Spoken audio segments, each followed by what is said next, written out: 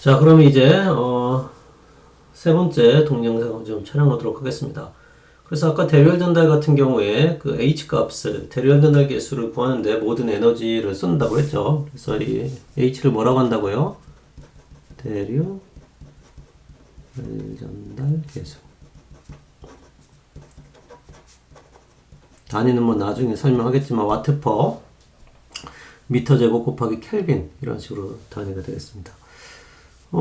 그 대류열 전달은요, 굉장히 그 아까 얘기한 것처럼 그 상황에 따라 다 틀리게 되어 있습니다. 강제 대류 같은 경우, 그러니까 팬이나 송풍기를 이용하는 경우에도 이와 같은 평판, 이 평판이 있고요. 이 평판이 뭐 뜨겁게 가열되고 있고 여기에다가 바람을 불어준다고 합시다. 이렇게 이제 플루이드가 일정한 어떤 속도를 가지고 들어온다고 했을 때 이와 같은 평판인 경우도 상당히 다양한 열전등 개수가 존재를 해요. 이 유체 유동이 터블런스 난류인 경우냐, 라미나인 경우냐, 뭐 예를 들자는 거예요. 이 유체가 이제 뭐 측류냐, 혹은 난류냐, 혹은 이 평판이 일정 온도 조건이냐, 컨스턴트한 조건이냐, 아니면은 이 평판이 일정한 히트 플럭스 조건이냐, 평판이 온도가 일정할 때도 있고요. 그 다음에 평판이 일정하게 이제 그 열을 전기 히터 같은 걸 여기다 심어가지고 일정하게 열을 주는 방식도 있고요. 충류냐, 난류냐, 표면이 어떤 상태냐에 따라가지고 이 H 값이 다 틀려지게 돼 있어요. 자, 그럼 이런 것만 그러겠습니까? 이제 이런 형상이 뭐 평판일 수 있을 수도 있고, 이런 공일 수도 있겠죠. 공 같은 경우에 이제 유체 유동이 뭐 이렇게 흘러가겠죠. 그림을 좀 그리자면 이런 식으로 이건 뜨겁게 가열되어 있는 구라고 합시다.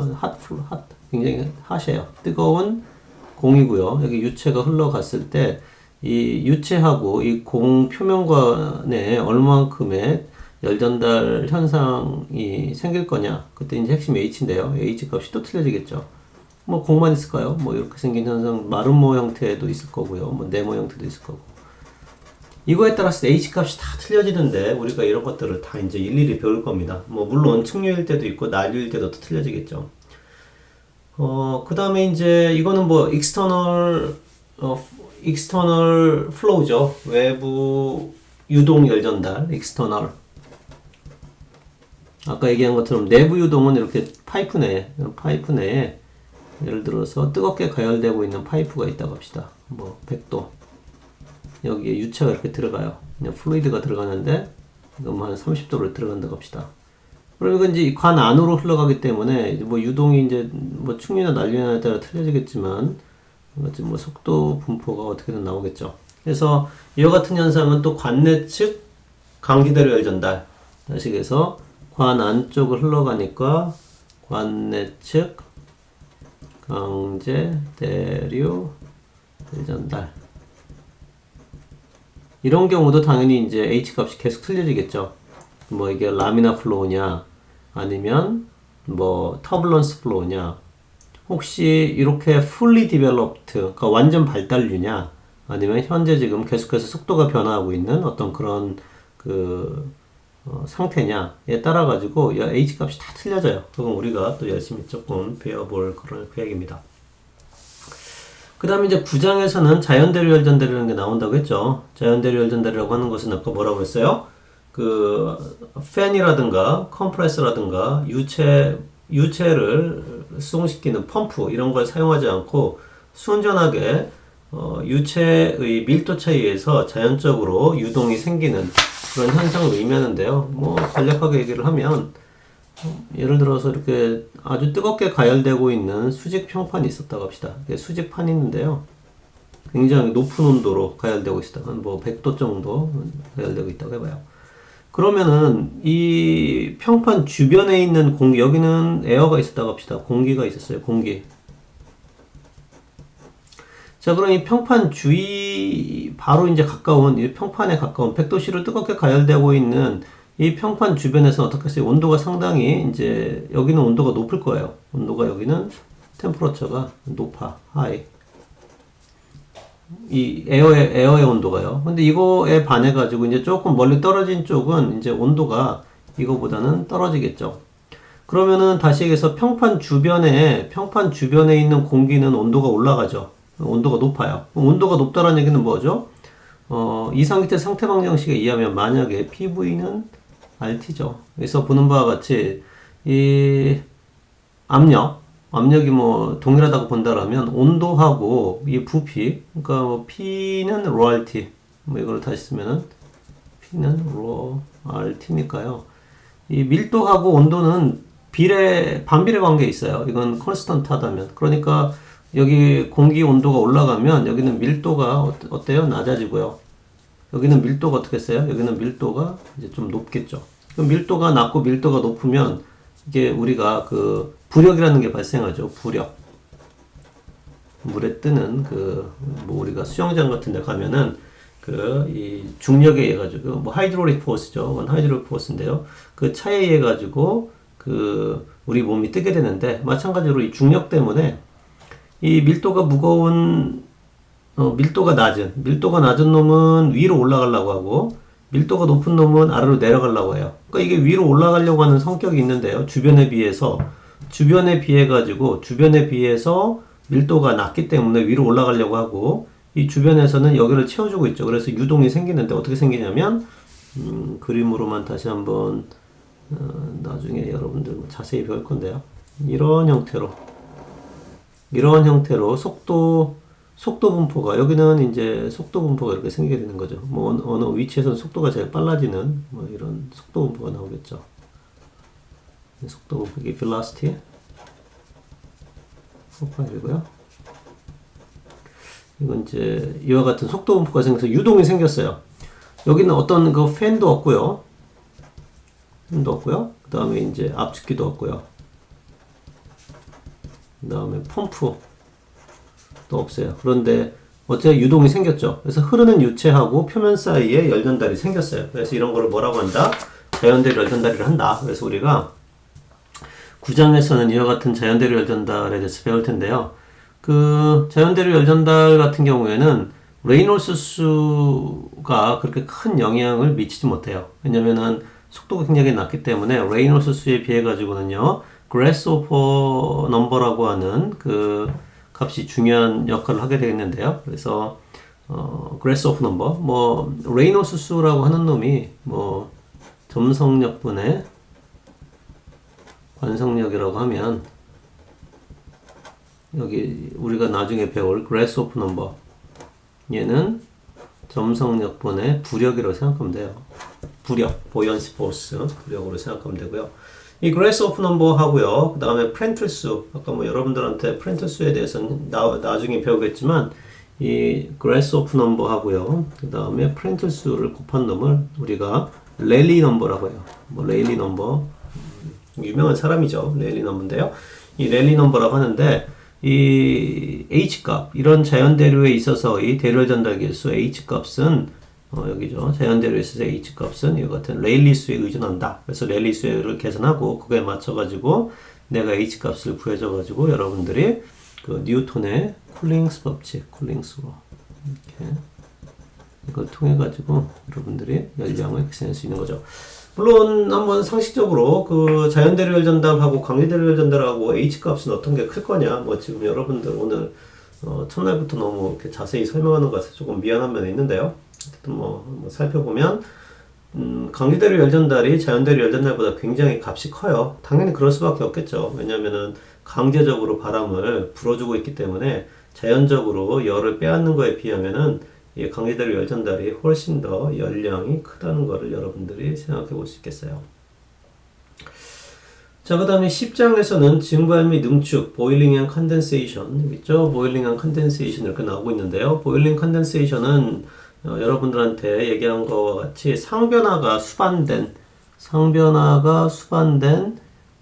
열전달이에요. 그리고 이제 대류열 전달이죠.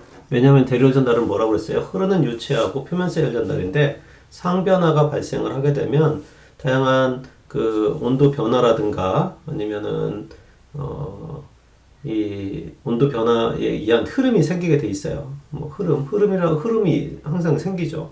심지어 이제 기포들이 막 생겨가지고 이 증발열 전달 같은 경우에 그 주전자에다가 물을 끓일 때 내가 특별히 휘저어주는 건 아니라도 그 기포가 굉장히 violently 굉장히 이제 폭발적으로 생기면서 유체 유동을 만들어내요. 그래서 이제 그런 거가 이제 흐름이 되는 거고요.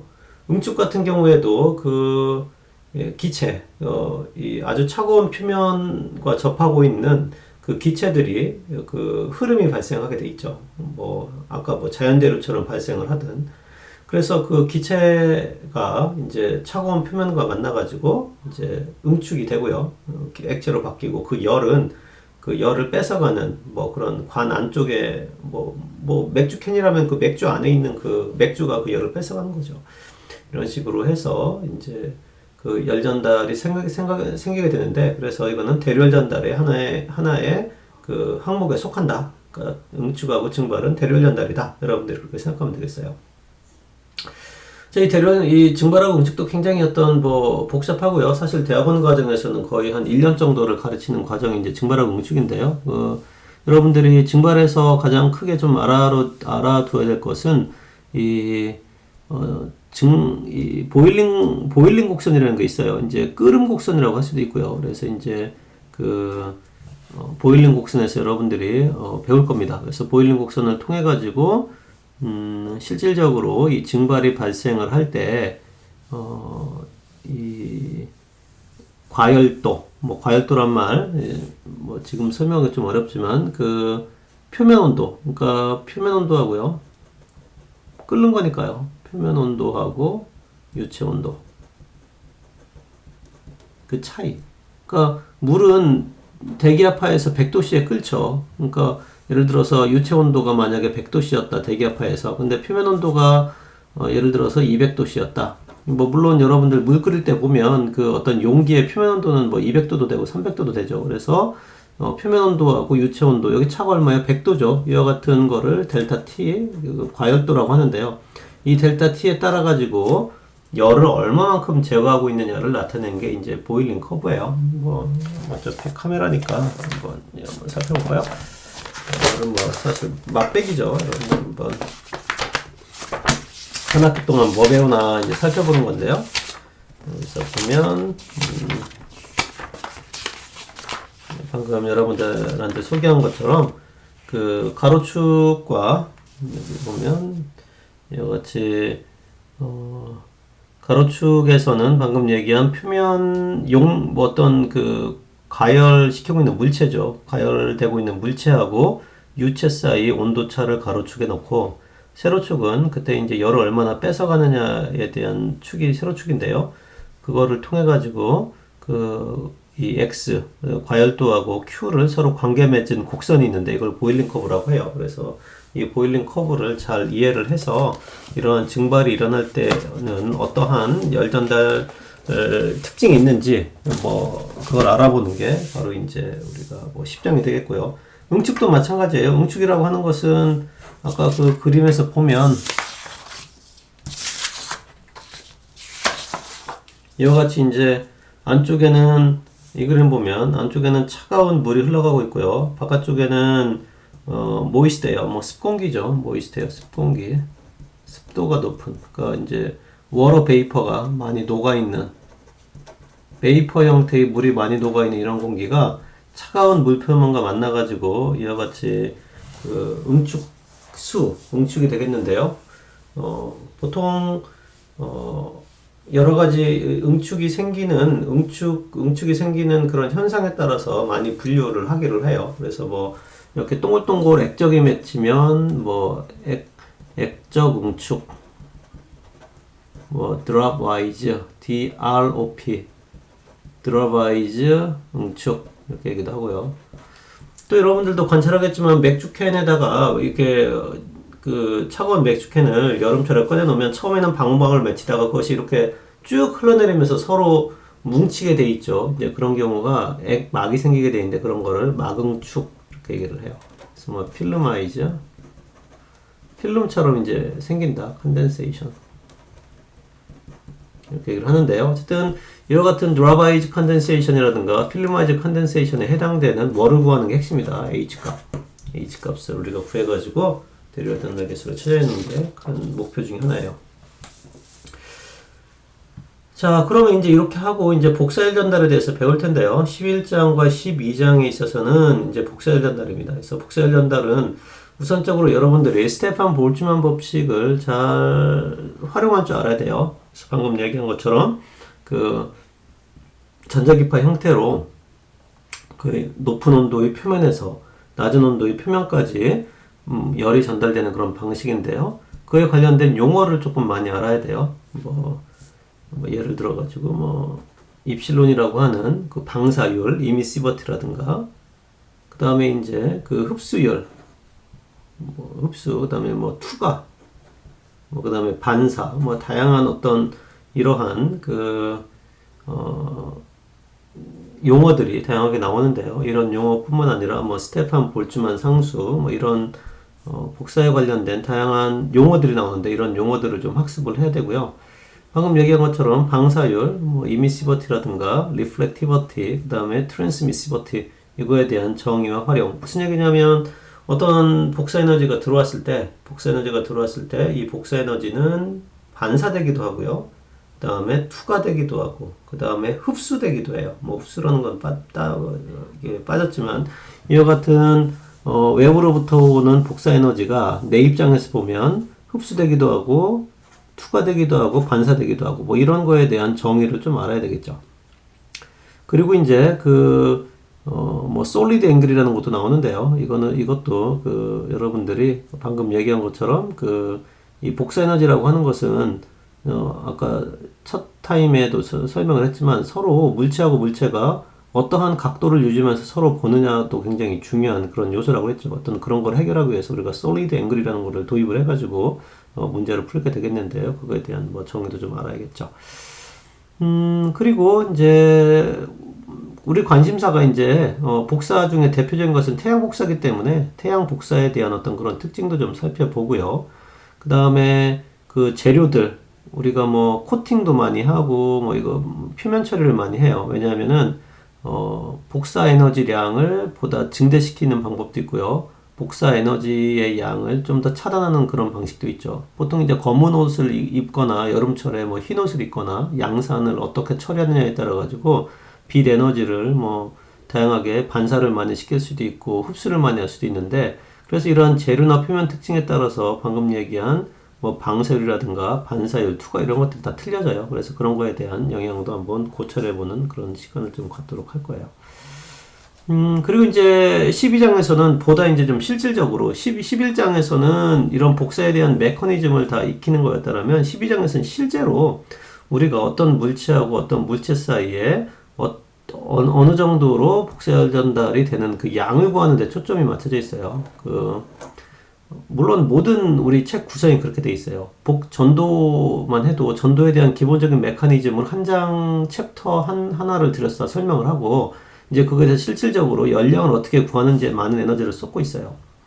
이 대류열 전달도 마찬가지로 6장에서 그 대류에 대한 설명을 열심히 하고 있고요. 기본적인 메커니즘을 설명하고 있고 그 열량을 구하는 방식이 이제 또 한 몇 챕터에 떨어져 나와 있죠. 복사열 전달도요. 11장에 다시 얘기하면 복사열 전달에 대한 어떤 기본적인 메커니즘과 용어들을 설명하고 있다고 하면 12장 같은 경우에는 이제 실질적으로 산업 현장이라든가 인공위성이 될 수도 있고 다양한 어떤 산업 공정이 될 수도 있고 리소그래픽이니 뭐니 요즘에 반도체 공정에 들어갈 수도 있고 다양한 복사 공정들이 굉장히 많거든요. 어떤 심지어 백열전등으로부터 열을 얼마나 받는다라든가 어떤 그런 실질적인 산업적인 응용에 있어가지고는 우리가 이제 계산할 수 있는 그 복사 열전달 양을 계산하는 방법을 배워야 되는데 그거에 대한 기본적인 그 식을 익히는 게 12장이에요. 그래서 뷰 팩터라고 하는 보기 계수라는 거를 우리가 정의를 하기도 하고요. 다양한 표면 간의 뷰 팩터를 계산하기도 하고요. 그 다음에 이 같은 밀폐 공간에서 열전달 양 구하기, 두 표면 간의 복사 열전달 양 계산하기, 그거를 좀 쉽게 하기 위한 크리오프 법칙, 좀 더 복사 열전달 양을 쉽게 구하기 위해서 열저항 개념, 이런 식으로 해서 우리가 실제 그 복사 열전달 양을 계산하는데 초점을 맞추는 장이 이제 12장이 되겠습니다. 이제 제일 중요한 개념이 뷰 팩터라고 하는 건데요. 우리 이제 기계공학 실험, 이제 3학년 들어와서 여러분들 기계공학 실험 할 텐데요. 여러분들도 뷰 팩터라고 하는 거를 계산도 한번 해보고 실험도 한번 해볼 거예요.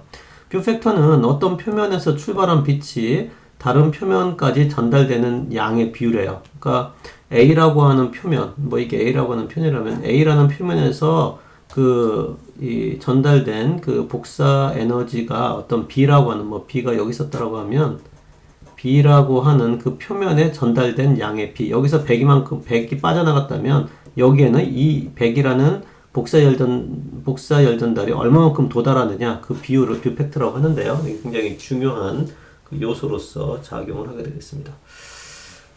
이제 끝으로 이제 13장과 14장은 우리 하이라이트죠. 그 열교환기를 설계하는 그러한 방식을 배우는 건데요. 열교환기를 설계 혹은 해석하는 방식은 크게 이제 두 가지가 있어요. LMTD법하고 입실론 NTU법이 있는데요. 두 개 다 중요한 방법이에요. 그래서 열교환기를 설계한다. 설계한다.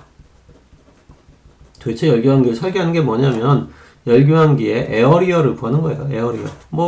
일단은 뉴턴의 쿨링 법칙부터 살펴봅시다. Q는 히플럭스를 제거하면 Q는 HA TS 빼기 T 인피니트인데요. 내가 이만큼의 열량을 내는 그런 열교환기를 설계하고 싶어요. 예를 들어 가지고 내가 지금 우리 교실, 우리 클래스룸이 지금 있는데 거기에 충분한 냉방 혹은 난방을 하기 위해서는 어느 정도 크기의 열교환기가 있어야 됩니까? 이제 그랬을 때 우리 학생들을 시원하게 만들어주기 위한 그 뺏어야 될 열량은 알고 있어요. 계산해보면 나오니까요.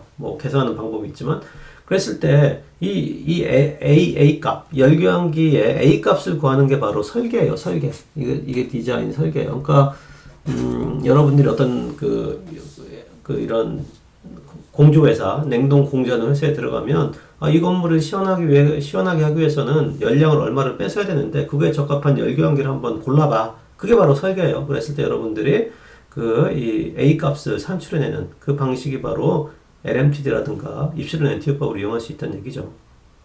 거꾸로 내가 열교환기를 샀어. 열교환기를 구매를 했는데 이 구매한 열교환기가 얼마만큼의 열량을 낼 건지를 계산해 보는 거가 바로 해석이에요. 해석. 그래서 설계와 해석은 틀린데 우리가 설계도 해보고 해석도 해볼 텐데요. 내가 열교환기가 이미 설계가 돼 있어요. 이미 구매를 했어. 그 구매한 열교환기를 통해서 내가 뽑아낼 수 있는 열량을 구하는 거가 바로 해석이고요. 그 다음에 내가 지금 열량을 알고 있는데 그거에 맞는 크기에 맞는 열교환기를 찾아야 할 때 그걸 해석이라고 해요. 그러니까 에어리어를 구하는 거는 설계라고 보면 되고요. 열량을 구하는 거는 해석이라고 보면 돼요. 그래서 크게 방식은 LMTD, 로그 민 템퍼러처 디퍼런스예요. 로그. 여러분이 수학으로 알고 있는 로그, 민은 평균. 템퍼러처 디퍼런스고요. 입실론 NTU라고 하는 거는 있는데 이거는 number of transfer unit, 입실론은 effectiveness라고 하는데요. 여러분 이건 나중에 천천히 배우도록 합시다. 이렇게 해서 우리가 총 한 15주 정도의 할애를 좀 살펴봤는데요. 그러면 화면 전환을 좀